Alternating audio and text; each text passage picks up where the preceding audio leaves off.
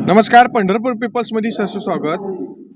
Corridor विरोधात देवेंद्र फडणवीस साहेबांच्या जे स्वप्न आहे की कॉरिडॉर पंढरपूरला करायचं आहे, त्याच्या विरोधात आज बाईक रॅलीचं आयोजन केलेलं आहे.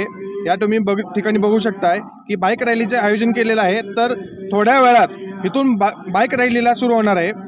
जे पंढरपूर नगर परिषदेच्या ओपन प्लेस आहेत, जे सरकारी जागा आहेत, त्या ठिकाणी विकास करा अशी कॉरिडॉर बाधितांची मागणी आहे. त्या संदर्भात आपण कॉरिडॉरच्या बाधितांच्या नागरिकांच्या प्रतिक्रिया जाणून घेणार आहोत.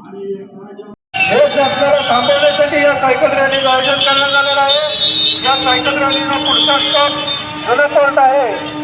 जुने कोर्ट पंढरपूर तीर्थक्षेत्र बचाव समितीच्या वतीने या ठिकाणी मोटरसायकल रॅली सुरू करण्यात आलेली आहे. सरकारच्या ज्या विनावापर पडलेल्या जागा आहेत, या ठिकाणी खादी ग्रामोद्योग आहे, टिळक स्मारक मंदिर आहे, जिजामाता उद्यान आहे, गोरक्षण पटांगण आहे, लोटेवाडी मसोबा आहे, फटाका केंद्र, अशा जागा मोकळ्या पडलेल्या आहेत. या मोकळ्या जागा मोकळ्या ठेवून आमची घरदारं पाडायचं आम्हाला मान्य नाही. यासाठी सरकारला ह्या जागा दाखवायला आम्ही निघालेलो आहोत. तिथं दर्शन मंडप केलेलं चांगलं आहे. वाटलं तर जिजामाता उद्यान या ठिकाणी आणली तर इकडल्या लोकांना. कृष्ण हरी, मी सौ सुलभा राजेंद्र वट्टमवार.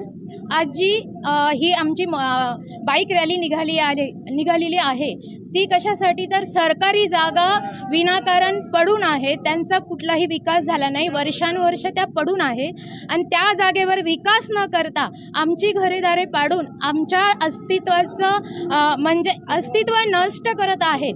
आम्हाला विध्वंस करून असला कसला विकास करणार आहे. तर आज आम्ही हेच मागतो. आमच्या माय भगिनींचं हेच मागणं आहे की आम्हाला सुरक्षित ठेवा, आमच्या जागेचं विध्वंस करू नका, आम्हाला कुठेही प्रस्थापित करू नका. तुम्हाला जर करायचाच असेल विकास तर आज या आम्ही शोध मोहिमेमध्ये ज्या तुम्हाला जागा दाखवलेल्या आहेत त्या जागावर तुम्ही नक्कीच विकास करू शकता. हीच शासनाला आमच्या महिला भगिनीकडून विनंती आहे. धन्यवाद. आमचा विकासाला विरोध नाही, पण आमच्या पंढरपुराला आध्यात्मिक क्षेत्र राहू द्या, त्याला पर्यटन स्थळ बनवू नका, हीच आमच्या महिला वर्गांची मागणी आहे. आणि या मागणीचा आमचा सरकार देवेंद्र फडणवीस साहेब नक्कीच विचार करतील. कारण आम्ही नेहमीच म्हणत असतो हे सरकार माय भगिनीचं आहे आणि आमच्या विचाराची सरकारने नक्कीच विनंती ऐकून घ्यावी आणि आमच्या मागणीचा नक्कीच विचार करावा. धन्यवाद. मी सौ अमृता वैभव बडवे. आम्ही आज गाडी बाईक रॅली काढलेली आहे आणि ज्या सरकारच्या जागा आहेत त्या वर्षानुवर्ष म्हणजे त्यात काही सुखसुविधा वगैरे नाही. जर कॉरिडॉर डीपी करायचं असेल तर आमचा विकासाला विरोध नाही, पण आमची घरेदारे मठे सगळं पाडून जर विकास करणार असाल तर आमचा पंढरपूरकरांचा पूर्ण सक्तीचा विरोध आहे. एक जिद्द कॉरिडॉर. या ठिकाणी मोठं चांगलं उपक्रम केले पाहिजेत. यासाठी आम्ही सदैव प्रयत्नशील आहोत. यानंतर आपल्याला भव्यता कळेल या जागेची. तर आपण आता एमटीडीसीच्या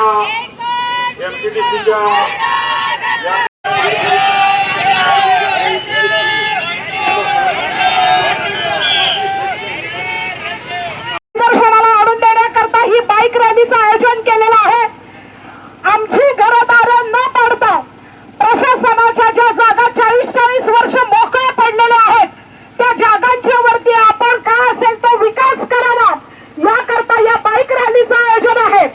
मंदिराच्या जवळचा सभा मंडप ज्याच्यावरती अनेक अवैध धंदे चालतात, जो सभा मंडप, त्याचबरोबर पुरुषाची बारी 7 मजली याचा वापर होत नाही, त्या ठिकाणी इतर उद्योग चालतात, हे शासनाच्या लक्षात येत नाही. परंतु केवळ आमच्या घरादारावरती नांगर फिरवून ही कुठली विकासाची पद्धत आहे हे आम्हाला शासनाला विचारायचंय. मंदिर परिसरामध्ये अनेक नगरपालिकेच्या जागा 3-3, 4-4 एकराच्या जागा या मोकळ्या पडलेल्या आहेत. त्या जागा मंदिरापासून हाकेच्या अंतरावरती, 1 मिनिटाच्या अंतरावर, 2 मिनिटाच्या अंतरावरती आहेत.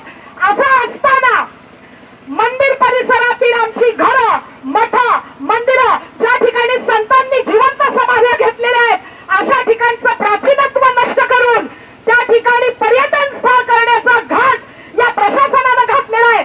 त्यामुळे या प्रशासनाला एकच सांगणं आहे की आता फक्त प्रतिकात्मक 12-13 जागा दाखवलेल्या आहेत. अशा अनेक जागा या पंढरपूरमध्ये पडून राहिलेल्या आहेत, ज्या मंदिराच्या आसपास आहेत. आपण त्या ठिकाणी पाहिजे तेवढा विकास करू शकता. येणाऱ्या भाविक भक्तांच्या करता, वारकऱ्यांच्या करता आपल्याला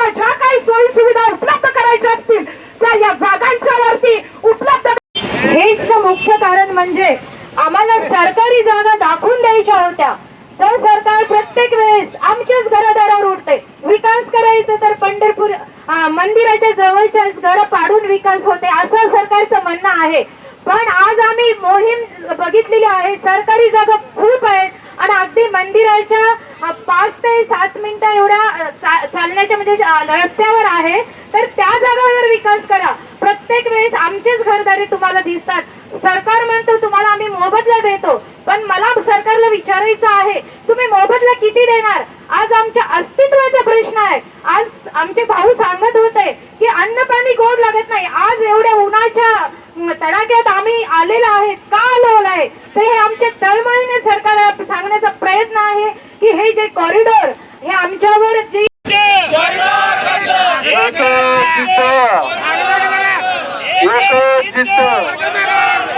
बाजूला रॅली करता रॅलीमध्ये आलेल्या लोकांसाठी सरबताची व्यवस्था केली.